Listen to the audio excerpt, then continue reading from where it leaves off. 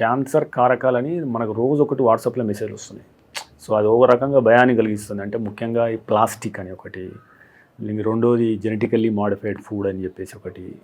So ఈ వీటితోని cancer వస్తుందని చెప్పేసి నిజంగా ఏమైనా ఎవిడెన్స్ బేస్డ్ ఉందా? ఇప్పుడు చూడండి, సోషల్ మీడియా దగ్గరికి వస్తే ఇప్పుడు మనం ప్రతి విషయంలో ఉన్న ప్రాబ్లమే దీనిలో కూడా ఉంటుంది. ఫేక్ న్యూస్ అనేది చాలా ఎక్కువగా ఉంటుంది. అంటే ఇప్పుడు ఈ సెన్సేషనలిజం ఇప్పుడు ఏమైందంటే, మీరు సోషల్ మీడియాలో వాళ్ళది ఓపెన్ చేస్తే వాళ్ళకి డబ్బులు వస్తాయి. మిమ్మల్ని ఓపెన్ చేయించడానికి ఏదో ఒకటి చాలా సెన్సేషనల్గా చెప్పాలి.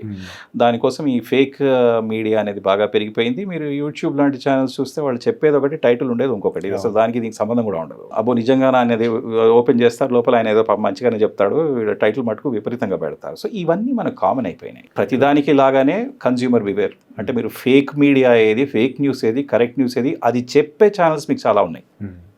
ఇప్పుడు మీరు గూగుల్ చేసిన రియల్ న్యూస్ అని, ఫేక్ న్యూస్ అని, అది ఇమ్మీడియట్గా మీ గూగుల్ ఈ ట్రూత్ న్యూస్ అనేది చెప్పగలదు. ఇంకోటి ఏంటంటే, ఇప్పుడు ఈ మీడియా వాడేవాళ్ళు అఫీషియల్ సైట్స్కి వెళ్తే బెటర్.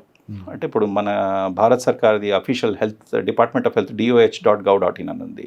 అది మంచి సైటే. అందులో చాలా ఇన్ఫర్మేషన్ ఉంది, డైజెస్టబుల్ ఇన్ఫర్మేషన్. అంటే సగటు మానవుడికి సంబంధించినటువంటి, భారతదేశానికి సంబంధించినటువంటి హెల్త్ ఇన్ఫర్మేషన్ చాలా ఉంటుంది దాని లోపల.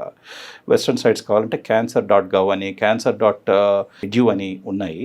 అవి ఏంటంటే ఇప్పుడు American cancer society, national institute of cancers వాళ్ళ వెబ్సైట్స్. ఇందులో కూడా పేషెంట్ ఓరియంటెడ్గా చాలా క్వశ్చన్స్ ఆన్సర్ చేస్తారు. అంటే ఫర్ ఎగ్జాంపుల్, ఇదేదో తింటే క్యాన్సర్ తక్కువ అవుతట్టు అంటున్నారు, మరి అది తినచ్చా తినకూడదా అంటే అట్లాంటి క్వశ్చన్స్ కూడా వాళ్ళు అడ్రస్ చేస్తారు.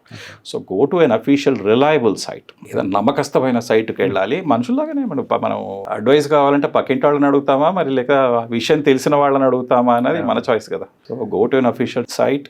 If it's important enough, check whether it is fake news or not. That is easily done these days. And beware of all kinds of fake sensational news.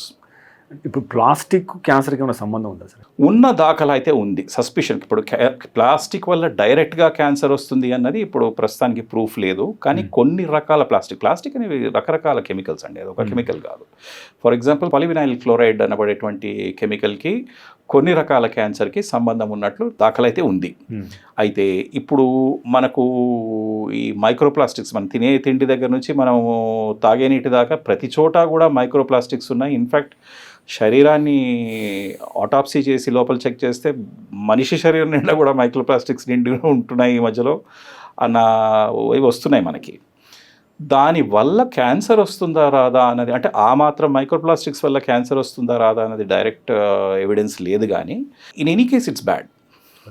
అంటే ఒక ఆర్టిఫిషియల్ సబ్స్టెన్స్ అనేది మనం తినే తిండిలో ఇంత ఉంది అనడం అనేది మంచి విషయం కాదు. మీరు తీసుకునే అదే మందులు, అదే నాణ్యమైన మందులు, కానీ సగం ధరకే.